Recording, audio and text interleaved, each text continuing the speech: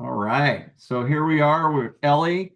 We have a mentor group study today, and we have a special guest mentor that's joining us. It's Kyle McKelvy of Oregon Outdoor Lighting, and obviously from Oregon. And we wanted to share his background story, and we're going to talk a little bit about design, the design process that they use, and then we're going to show some photos of Kyle's work because that's always fun. And I've been following Kyle since probably, I guess around 2019 was when we first met, something like that, Kyle, or maybe it was 2020, somewhere in there. Yeah, somewhere in there.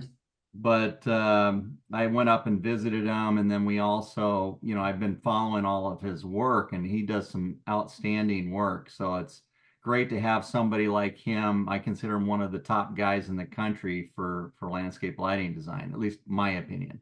So let's start off. Why don't we just have you, Kyle, introduce yourself and maybe tell us a little bit about your background and your company, how you got started. Yeah. So let's say the shorter, the long story short, right? But so after high school, I joined the Air Force, and for the second, so I did 4 years in the Air Force, and the second part of that, so 2 years of that, I was stationed at McDill Air Force Base in Tampa, Florida. And my wife started nannying for the owners of a lighting manufacturer called Garden Light LED. So she was over there taking care of the kids. And so I started going over there. And the owners of Garden Light asked me, they're like, "Hey, what are you doing when you get out of the Air Force?" And my plan was always to be a firefighter and then have a business on the side.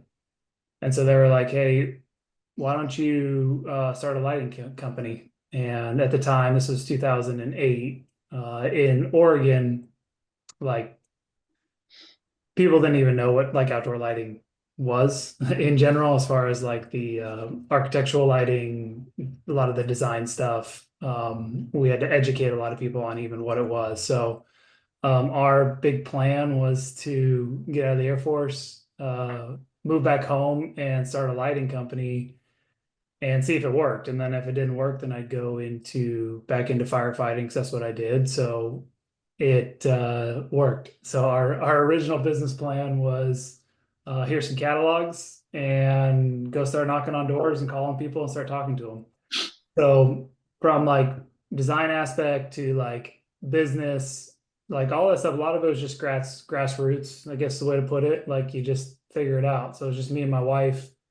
We had 45 days to, I had 45 days of leaves saved up. So that was like, you have 45 days and you have no paycheck, no health insurance, no nothing. So go figure it out. So that's what we did from like the short, like that's the genesis of um, the start of our company. So from there, we started in a smaller town in Oregon, so Eugene, Oregon, which would be University of Oregon. So go Ducks is where we're originally from. And we realized that market after about a year was just not big enough to support what we wanted to do. So in 2009, we moved up to outside of Portland. Um, and then, because that's the biggest city in Oregon. So grew Portland market for was about 8 years, and then we expanded up into Bellevue, Washington. So we have Oregon Outdoor Lighting, which does primarily Portland metro area, and then Washington Outdoor Lighting. We're super creative with our business names. So yeah, Oregon and Washington. But we do, I mean, we cover the whole state of Oregon and Washington, but primarily most of our stuff, 90% of our projects are Portland metro area for Oregon, and then like Bellevue, Seattle metro area in Washington. So that's how we started our business. As far as like who we work with, what we do, it's starting to actually transition over the last, let's say, a couple of years. It used to be about 50-50 of what we call just like our strategic partners. So designers, builders, architects, and then the other half would be like, call it consumers. So people who contact us directly. So a homeowner, a business owner that wants to work with us direct, not going through an architect or a designer.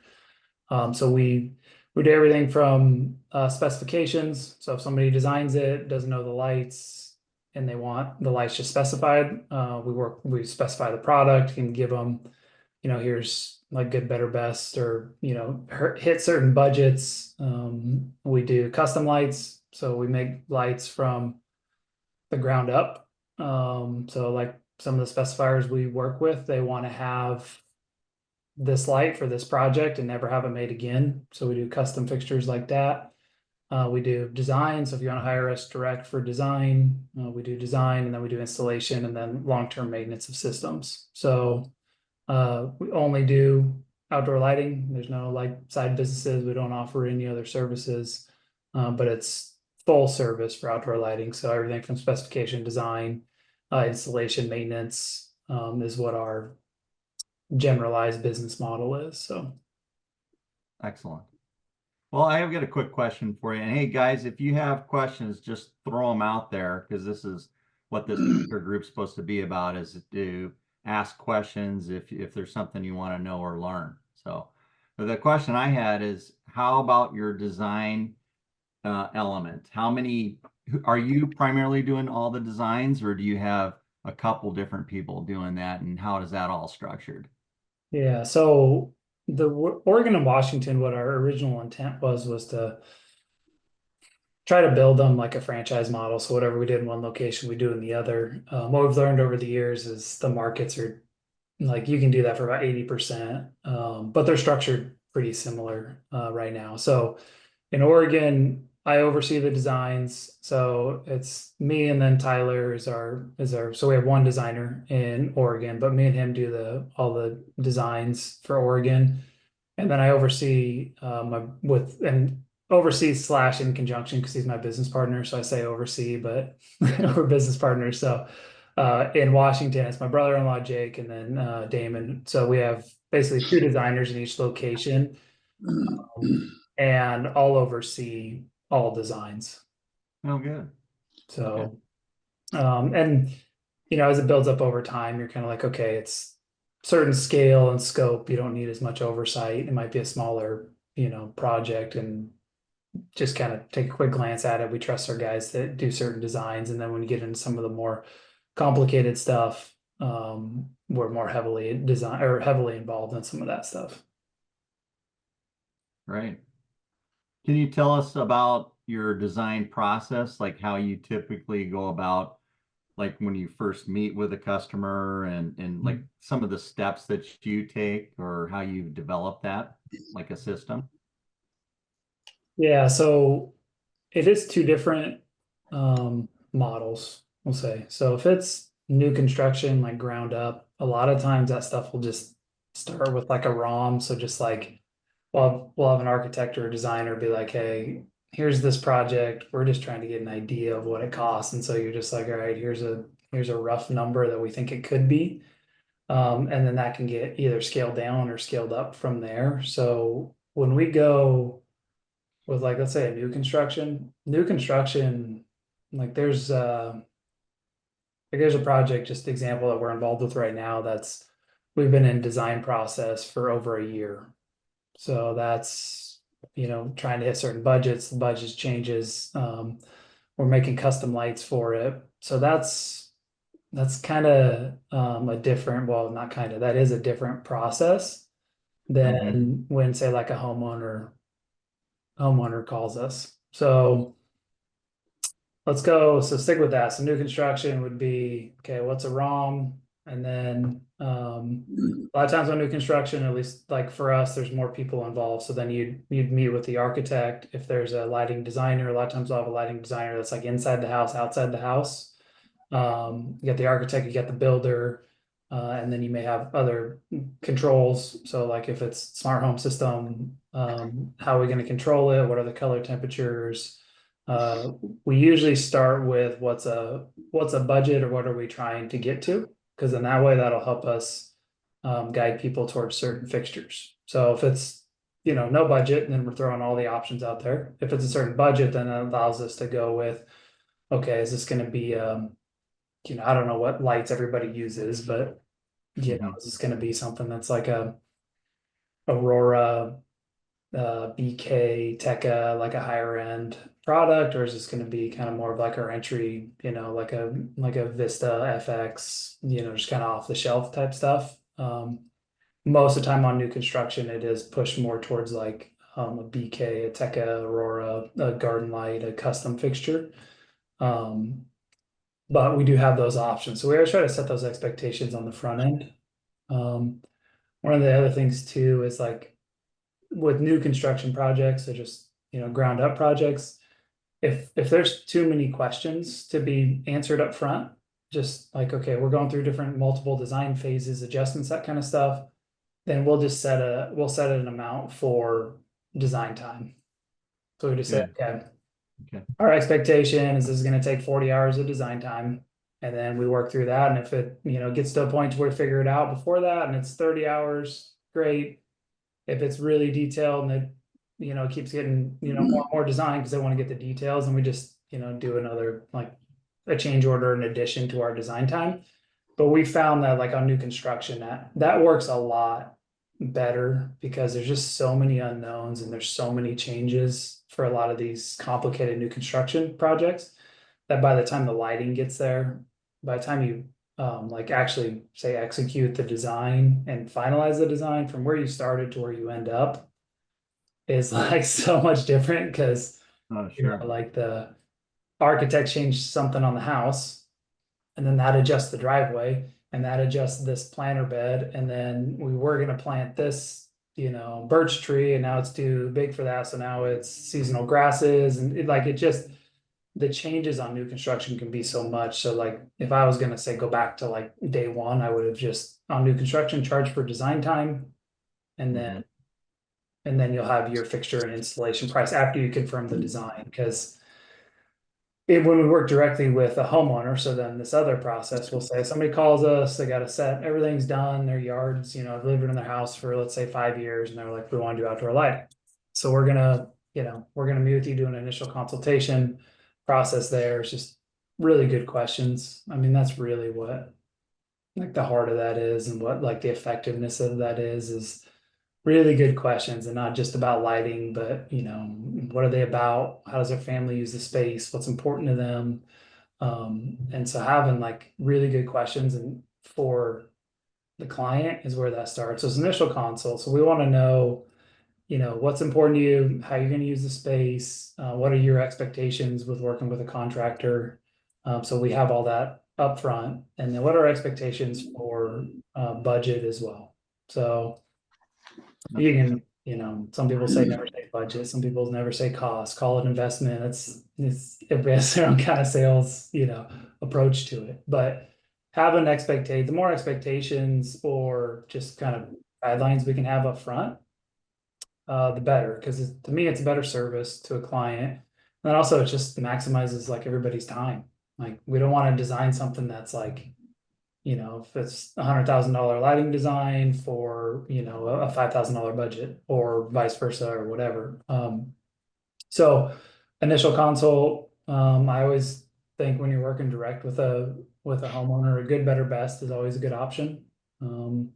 How you do that is kind of up to like each individual. Sometimes that's good, better, best, three different like adjustments to the design. Sometimes it can be different product levels, like a good product, a better product, and then like our premium product. But I think just giving people some options is always good. And then so we would meet with you, we do design, good, better, best. Um, Showing lights at night is always super important to me. Sometimes that is a full scale demo. Sometimes it's just like, here's 4 path lights. I don't know which path light I want. So you hook up 4 path lights. I think for me, it's like, I don't know how people can do lighting effectively without seeing it at night. And if you're willing to do that, I think that's a really important thing because a lot of times, lighting gets designed on paper. It looks great, but it just doesn't translate. Right.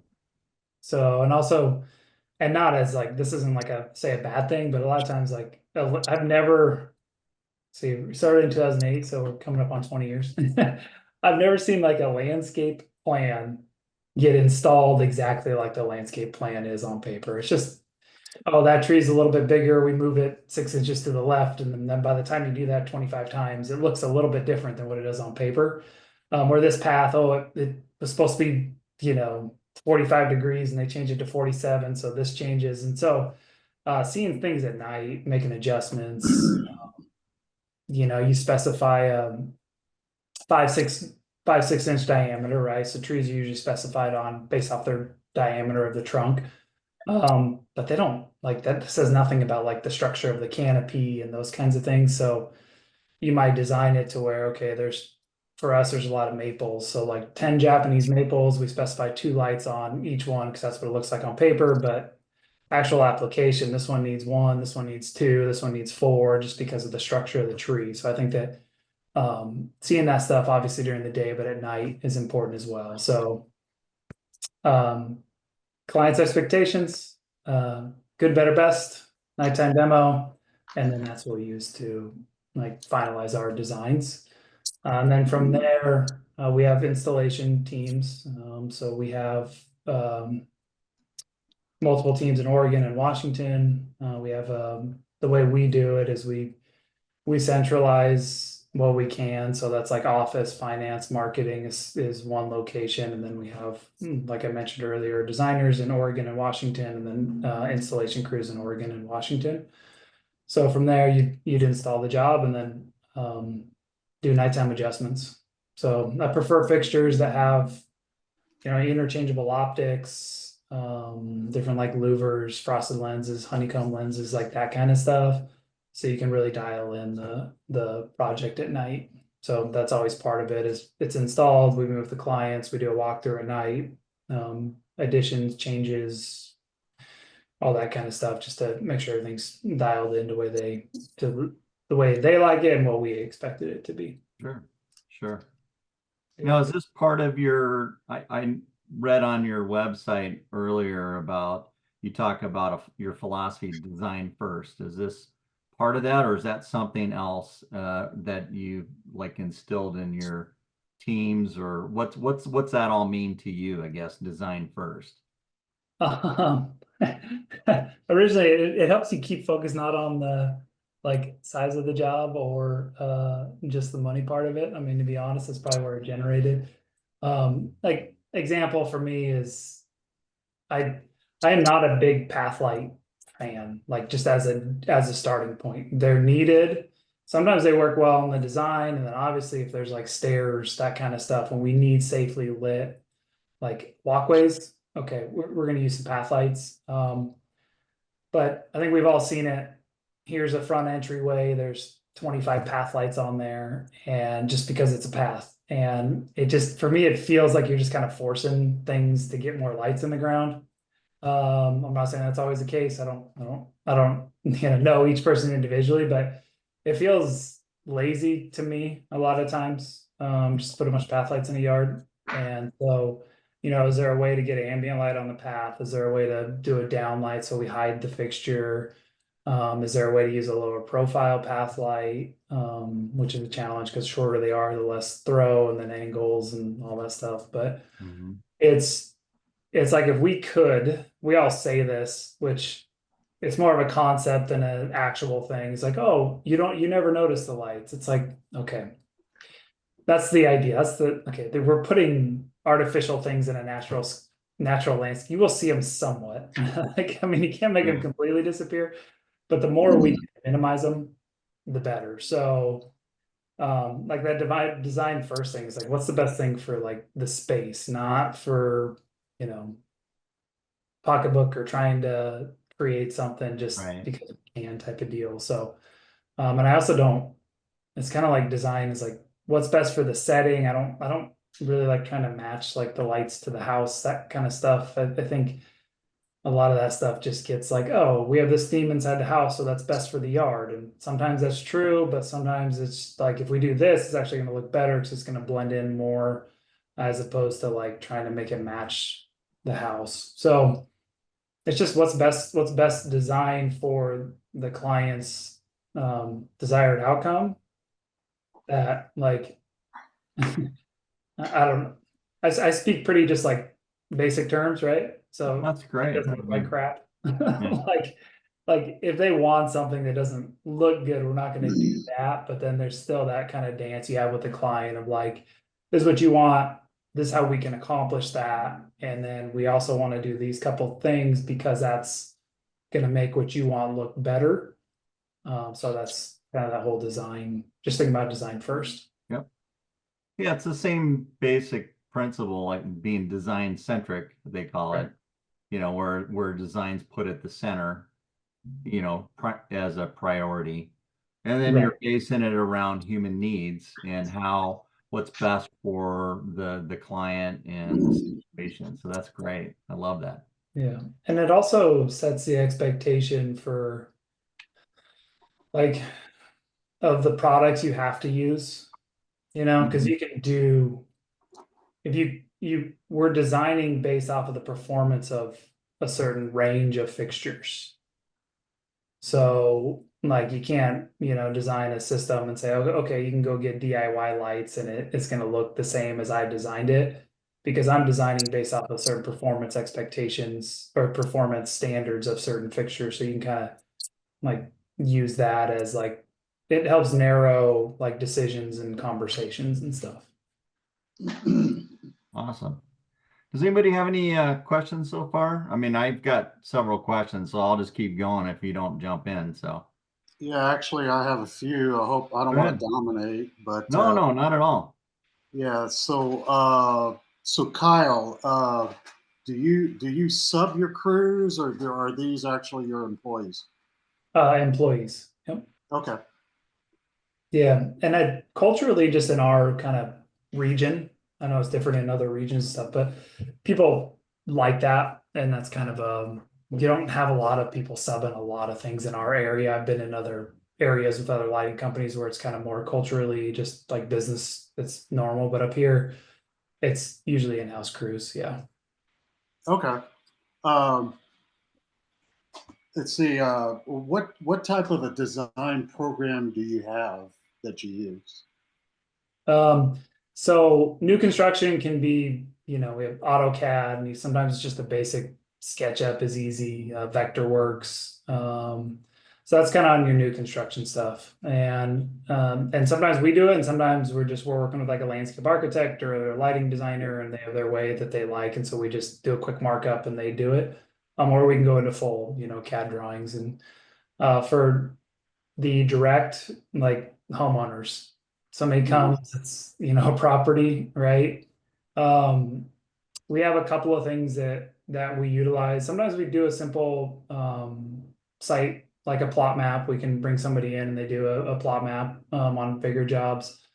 A lot of times it can be just again like a simple photo and a markup and use a concept photo. So here's your house. It's a white brick house quick markup, like a basic markup of I'm going to do 10 lights across the front of your house. It's going to look like these other 10 white houses that we've done.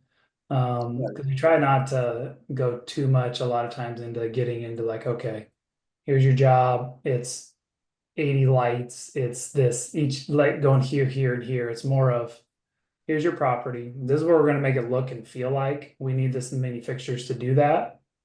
And so it's a lot of it's based on like concept. Here's the photo. Do you like the way this looks? They say, yes, we Mhm. need this many fixtures to do it, as opposed to really focusing on like this.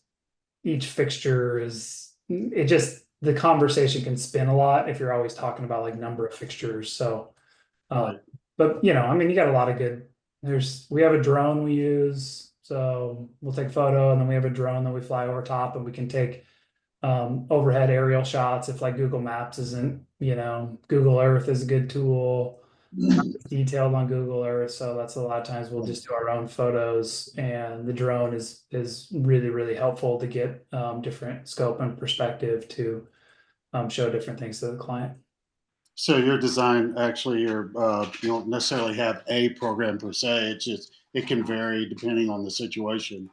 Like Yeah, a lot of times I'll get a call, and I've already got a feel for this customer has already got like our foot is strong in the door, hmm, and so I'll do like what you said. I'll come in with photos and go, look, this is how we can do this, and yeah, they're usually good with it for the most yep, part. I was yeah. curious about that. So how did you get in with architects? Did you go pounding on doors or what happened? Yeah. Like, that's it's a common question we get, but yeah, I mean, it's just called. I mean, that's really, I wish I had a better secret, and I wish I could like multiply myself even still to make more phone calls, but it's calls. And then just when you're on, because you're going to be on a project with somebody, and it's like, okay, maybe the homeowner brings you in, but it's like, okay, who designed it? Who is who's your contractor? And then just making phone calls. And then when you get those opportunities, doing a really good job. But it really is just, it really is just phone calls. Yeah. And because we've done a lot of marketing. I mean, a lot of How's online that work for marketing. you? How's What's the that? marketing side work for you? It's a good question. Marketing is one of those things. I'll say what we have learned is any marketing initiative we do it for a year. So if we're going to run a Google ad campaign, maybe the words changed a little bit, but we run it for a year.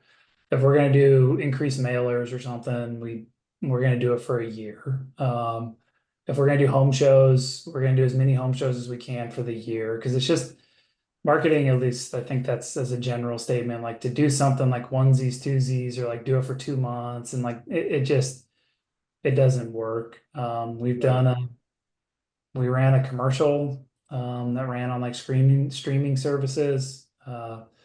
Didn't produce results for us. But we've done advertising on all the, you name it, Angie's List, which Home Advisor, whatever that is now, but House, real estate websites, Google, Facebook, Instagram. We've done traditional, over the years, we've done all the traditional, we've done mailers, we've done home shows, we did a TV commercial.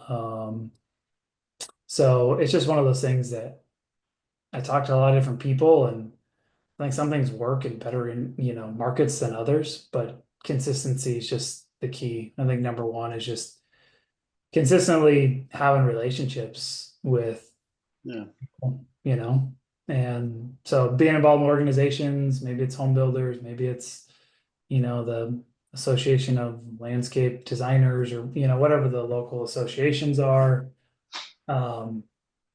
I wish it was maybe different, and I'm sure there's people that are smarter than me with like AI and all this stuff, but I just face to face and phone calls, and as far as what actually like at the end of the day produces the best results, that's kind of what it is. So Right.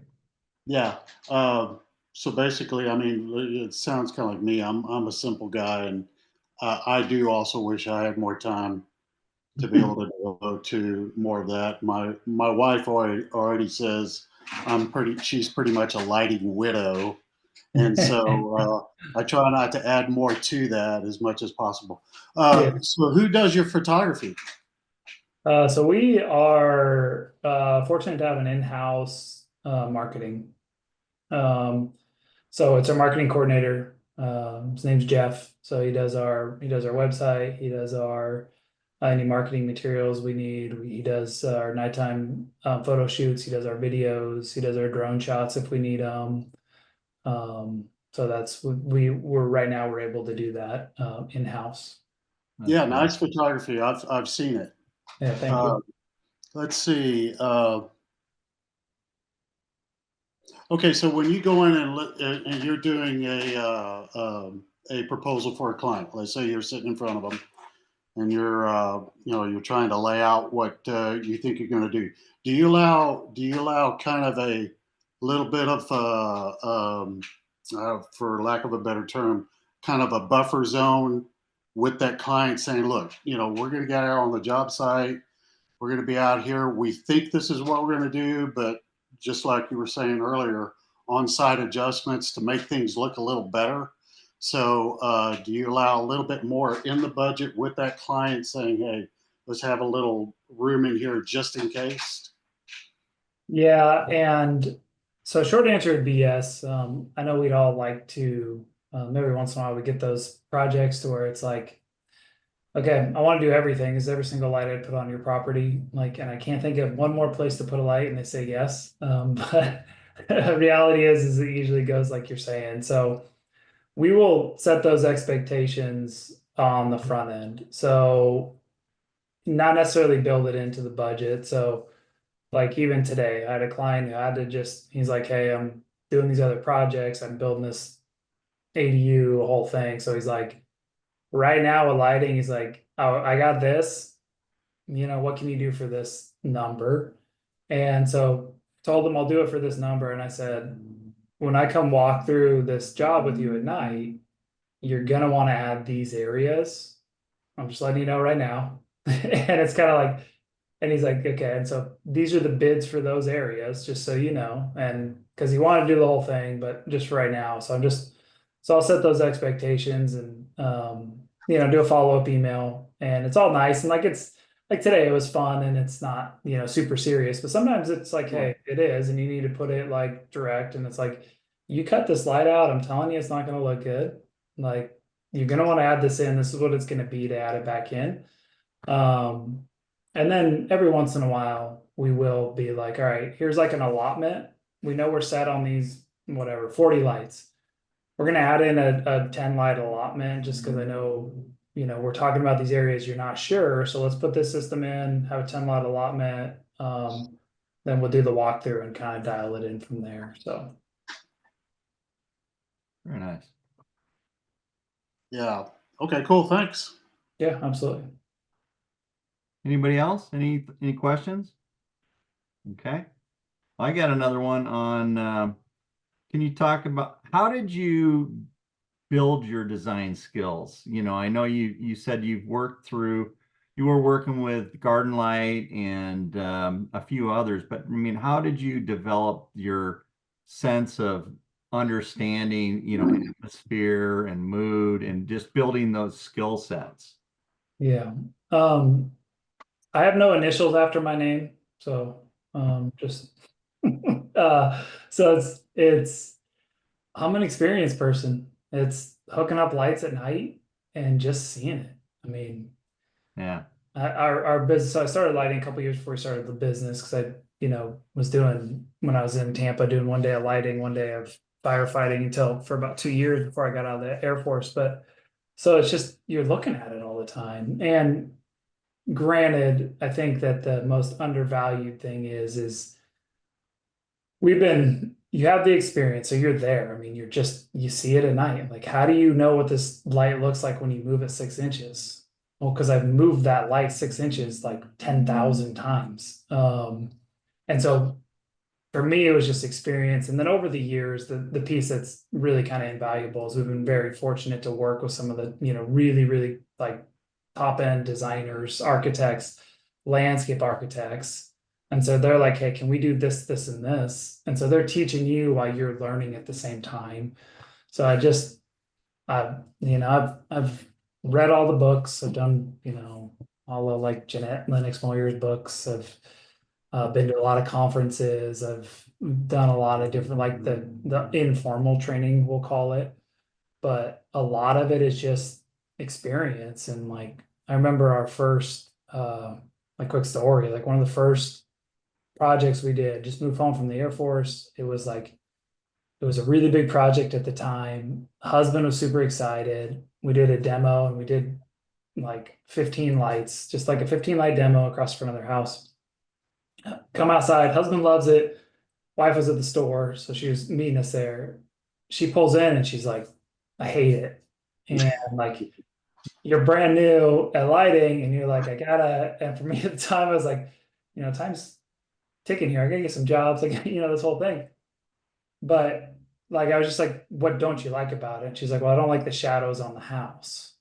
So we said, okay, give us 15 minutes. And we just moved all the fixtures back 10 feet. So it illuminated the house and then backlit the landscape in front. So it didn't have the shadows on the house.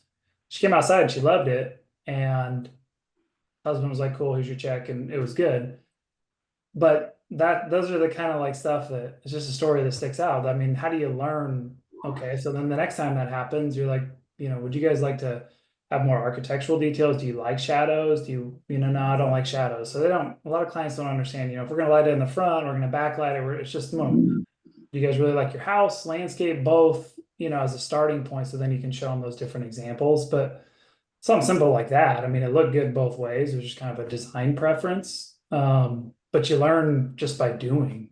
And we've just done a lot. I mean, it'd be interesting to pull up like the numbers of how many lights we've like designed and installed, but I mean, you just, for me, I wish I could be no, actually I don't. There's no degree, there's no initials. It's just, go work your butt off and do it. So Yeah. that's all I learned. Well, Mark's question was valid though, but because not everybody has an eye for really well done lighting. That's obvious, right? So, are you kind of artistic in nature to uh, before you ever even got into lighting, or because not everybody can see Yeah, this. that's a really good question. I don't know if I've ever been asked that like directly. So as a kid, I liked to paint, but I was really into sports, so that just kind of overruled. After I became a teenager and just played sports, and I think that with lighting, it just clicked in my head. I like it because it's not formal. Like I don't think I could ever be like a formal architect. I need that kind of Yeah. freedom for like you don't know what this thing's gonna look like. Like you can't, interior lighting, right? It's a I'm not saying it's harder or easier, but you are working with known spaces, right? The room's going to be this size, the painting's going to go here. Like you're working with knowns, what I really like. And I think what speaks to me like creatively. So maybe it's like a God-given thing. It's just, I like that everything looks different. And so that's kind of that creative thing that speaks to me. So I would say that I yeah, I mean, just if you guys like my designs, then that's just kind of a natural thing, and then you develop the skill over time. So Yeah. Well, interestingly enough, my son is a battalion fire chief. oh So, really? Okay. uh, but from his perspective, though, he's a very linear thinker. Now, Mm, he's changed over the years because he married an artistic person. there And you go. so, I'm actually entertaining because he's not that far from retirement. I'm actually entertaining, approaching him because firemen, they're just not afraid of heights. They'll just do anything. They're Yeah. crazy. And Yeah. so then I have another son who is an engineer up in Michigan. And so it's like, it would be kind of cool, right? To get these guys involved because they just got the minds. Now, the other son who's an engineer, interestingly enough, he is very left brain. He's very, very artistic. Yeah. Left brain's the artistic side. Sure. Um, so I don't know, but that's the reason why I asked because not everybody can see it. I've seen your stuff, and it is attractive, and I can tell that you like subtlety. And so, not everything's blowing up out there like Vegas, and so Right. it looks good, but it's just Thank not you. natural for everybody just to fall into that. Sure. Well, thank you. Yeah. That's awesome.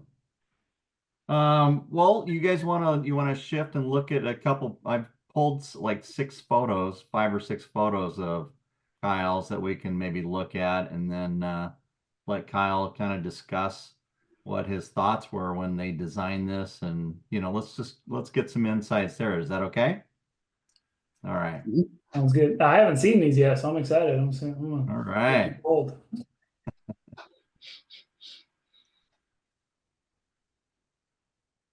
Come on. Oh, there we go. Sorry about that. All right, let me see if I can minimize this down too.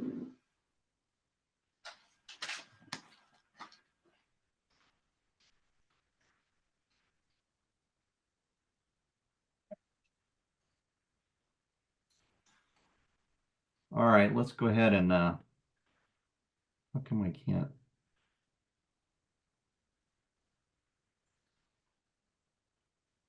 All right. Can you guys see this one okay? I'm going to see if I can minimize this.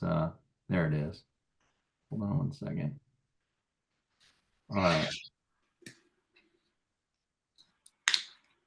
So, like I said, Kyle, I just went through, and these are some that I've had in our our archives. What originally captured a lot of my attention was seeing some of your work, and I mean, I just again, I love the photography, and then I always look at everything from a compositional standpoint, because I teach a class on that where we talk about balance and contrast, pattern, rhythm, emphasis, all the different principles that are associated for composition. And I found a lot of your work falls into these categories where it's very unifying, and I don't know, what you want to talk about this job here a little bit and what you were doing and why you did what you did? Yeah, and this is one of those projects where you get the questions, okay, I got a perimeter of trees around the outside of my yard. Do we have to light every single one? Or how many do we light? And a lot of that's based off of like visual sight lines. So what are you looking at from inside, or if there's a pool or outdoor kitchen? So that's what we'll kind of use to direct like how many we light, which trees we light. This is a good example to where there's, this front layer of trees. So we're gonna have some of these predominant trunks that really stand out, which I like that because it gives us just like that texture. A lot of our evergreens here, so cedar trees, fir trees, have this kind of trunk structure that I like to illuminate because it gives you some shadows. And then Mhm. balancing that out with like our lower trees. I think a good example here that I use to create a little bit of balance is so you'll light some of like these predominant trunks on the larger trees, but in these gaps where you'll have like that smaller like red maple, we won't do anything like specifically around those trees, and you'll just let the ambient light from that red maple kind of fill in that gap, so you get a little bit of a contrast and balance from tree to tree, but having a consistency in across this outer perimeter of the yard was like our main objective there, and not consistency as in intensity of light, but consistency as in like we don't want light and then a big dark spot and then light and then a big dark spot. Yeah, the spottiness. Yeah, that Yeah. huge contrast, right? Yeah. How did you do the Japanese maples there? Because they really pop really nice. Yeah. So You, that's, oh, good. oh, go ahead. No, I was just going to say Yeah. about that. If Yeah. the, if it, Not a whole lot there really, like, yeah, because they're open and they're airy. And so they just light really well. I mean, that's probably a simple one or two lights on those Japanese maples. right, right. Very vibrant. I love how that offset there, that contrast there. That was really nice. Yeah. Thank you. Good. Anybody questions? The maples are downlit. They're uplit actually. Okay. Yeah. And It looks like I see some light below the ground there. Okay. Yeah. Yep. Is everything the same color temperature on that too? This particular one is all the same. So this will be 3000 K. That is one of the benefits here is, I mean, you're looking at it like we got a lot of different colors in certain landscapes. So you're not needing to do different color temperatures in a lot of, at least in my opinion, in a lot of our projects, because it's already naturally there. So the more I can leverage that, the better. Awesome. All right, let's jump to a next one here. Well, there we go. Can you guys see that? Did the screen jump for you guys? Yep. Okay. Yeah, I thought this one was pretty cool because I just loved how you did the internal glow on like that equisetum up there, and then these small ferns and just to kind of lead and direct into the house there. I thought that was pretty cool. Yeah, and that's again like it's like any of like the grasses, bamboo, that kind of stuff. So where we're at, Portland, Seattle's considered like the second best place to do Japanese gardens outside of Japan because it's a similar climate. So a lot of the plants do really well here from Japan, and you have like the Seattle Japanese Garden, Portland Japanese Gardens. They're kind of world renowned for and a lot of or for just garden. I don't know what the right term is. Garden people. They're well known. So those kind of elements, but they're open, they're airy. I do like having if I can have linear elements without it being too linear, if that makes sense. So where you can have that and then balance it out with other elements that aren't as linear. So like this entryway, even the deck lights there, the exposure is a little bit high for the photo, so it's not quite that intense, but I like this balance of an entryway like this with this linear element and then the path lights we used here.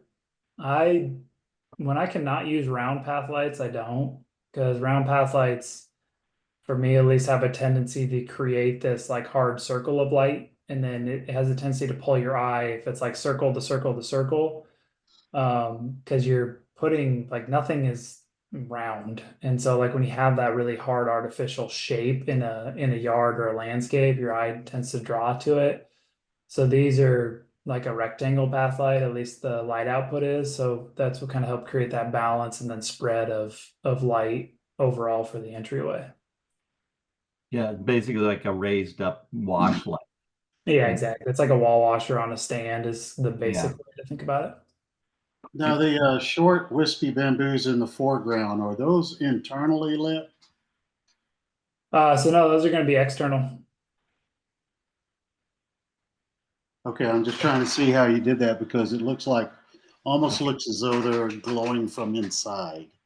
Yeah, and that's what I like about those wall washers, or it's one of my favorite lights just because of the way it disperses light. You get a really wide cast of light of those. And so you can have those kind of effects just due to the coverage of the fixture. Can you see Okay, that? I think I see the There's a fixture. wash light down here. Can you see my cursor? Yeah. And then there's another one over here, and I'm sure there's another There'd be one. one just outside the photo to the Yeah, left. yeah. Did you have to filter those being that close? So that particular fixture, we will usually order it with a slightly heavier frosted lens just to Okay. soften the look of it. But yeah, that's one that I usually don't like to do a clear glass on. So a frosted lens, it doesn't like really change the optic or anything. There's no like honeycomb louvers or anything, but just a frosted lens is what we would typically do on something like that. It just diffuses it better. Yeah, exactly. Yep. I got a technical question now. Is that using like a little bipin, like a T3 type lamp in there, or LED, or is it like a wafer type? So those are all going to be integrated LEDs, so it's just Oh, check. okay.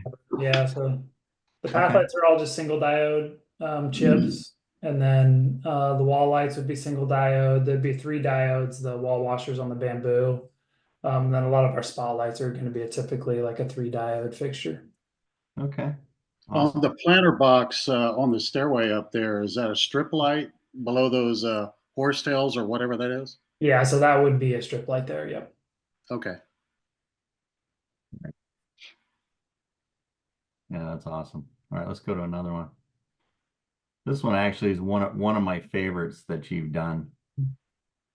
Yeah, and this is I mean, obviously you're seeing where they wanted to live, where they like to sit and look out upon. It's a kind of a smaller space. I mean, it's a good sized pond. It's a natural pond. The water actually kind of filters down to the right and goes through winds through the forest. So we had some lights on that as well. But I mean, this is probably one of my favorite things. If you can illuminate trees and they reflect in the water, it's like one of my favorite things to do.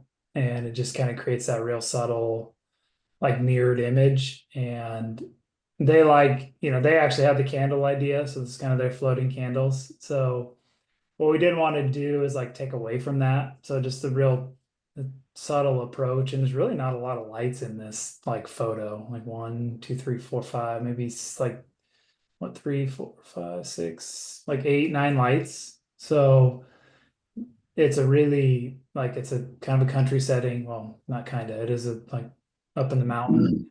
So you just get a lot of value. Like you get a lot of impact per light.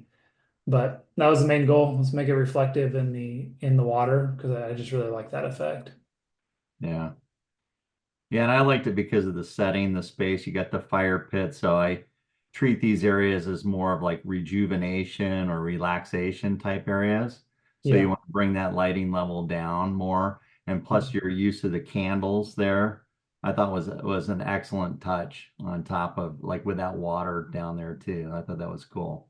Yeah, and it's one of those like, when we're talking like creating a space, it's like if this is just a fireplace, it's like you go to the fireplace and like everything stops.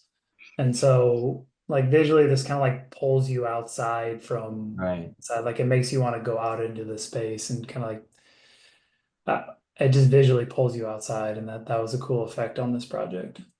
Yeah. Is Oregon bear country? Oregon has bears, yeah. Washington is like big I'm time bear sitting in these chairs and I'm thinking I'm going to be looking over my shoulder all the time. country. This would be more cougar country in this photo, where they're at. But yeah, bears and cougars, Oregon, Washington. Yeah, we got those for sure. Yeah. Nice. All right, let's go to the next one. This is another entry one I thought was pretty cool too, just because of not only for safety but also interest. I love the shadow and light play that you had on the wall up here behind those little planters. I thought that was a really nice. Did you intend for that to look that way, or was that Yeah. just an Yep. after effect? So that's adding some texture to the overall design, because obviously you have an element like that, like a planner, and it's going to create the shape. So we didn't know exactly the shape of how it was going to pan out, but that was the intent of uplighting in between, because it was the option of like doing something small in front of the planters and front lighting them. But we wanted to have that texture there on that wall, because it's pretty, yeah, it's kind of a boring wall. So Yeah, when we don't have to add elements, we don't try to force it, but when we can do something like this from a design aspect, we like doing that. yeah, And then that path light again, the head needs to be adjusted a little bit, I think, but it's again that linear path light, because a round path light for me, just looking at this, I think it's a good example, just doesn't feel right to me. If that was a circular top, kind of traditional path light, so that gives us one much more linear spread on the stairs themselves, but it just, to me, it fits style wise, architecturally. The style of that path light's a better fit than doing like a traditional round path light. right. So on that particular path light, though, it looks like you're able to keep some hard lines from showing up. Right. Yep. Yeah, as Did much you as possible. There's gonna be a little bit with that lip, but yeah. did you add any wash light or anything up on that stone wall at the far back end there? So that stone wall is actually being lit from just the open windows of the house. Oh, okay. Yeah. Wow, that's nice. Yeah. Again, something you can only really see at night, you know. It's Yeah, like you go look at it, and it's like, yeah, during the day I want to light that wall. Look at it at night, how they usually use the space. Does it feel a little forced, design wise? So we decided not to light that wall just because of the amount of ambient light coming out of the window. yeah. Well, I'm glad to hear that you didn't figure out ahead of time that geometrically you're going to have that figure on the wall. It was kind of sort of an accident, right? Tell me that. Yeah. Yeah, a little bit. We knew it was gonna have something, but not exactly that. I would So have been impressed if you would have drew that up and then put it up and it came out that way. yeah, me too. Yeah, no, that is impressive. I mean, because it's like three different intensities or well, like between light and dark. You've got Yeah. different, which is pretty amazing. Yeah. Nice. Okay. Let's go to here's another fire pit setting. Mhm.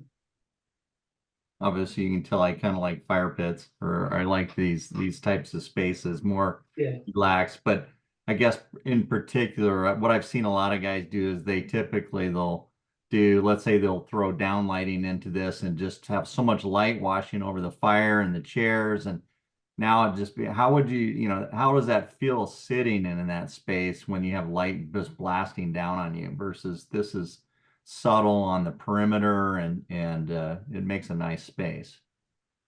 Yeah, and again, I mean, that's, you basically said what I was gonna say, is it's like, Oh, can you sit in the space and not have any light shining at you? 'Cause, right.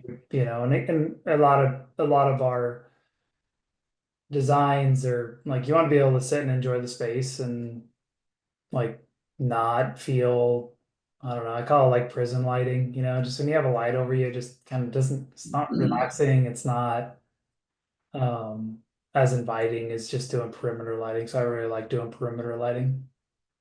Very nice. I have to say, I'm really jealous of the geographical area that you live in because of these trees, these firs and stuff.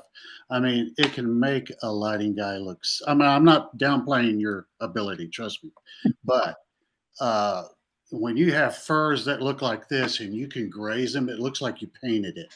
And to have these tall trees like this, that just, oh man, I wish we had that to work with here in Texas. Yeah, I didn't see this in Wimberley. Yeah, we got a lot of oaks. I mean, the oaks are Yeah, you nice, did. but Yeah, you know it's a what? good, yeah. These trunks on these trees here, those are majestic. Yeah, very nice.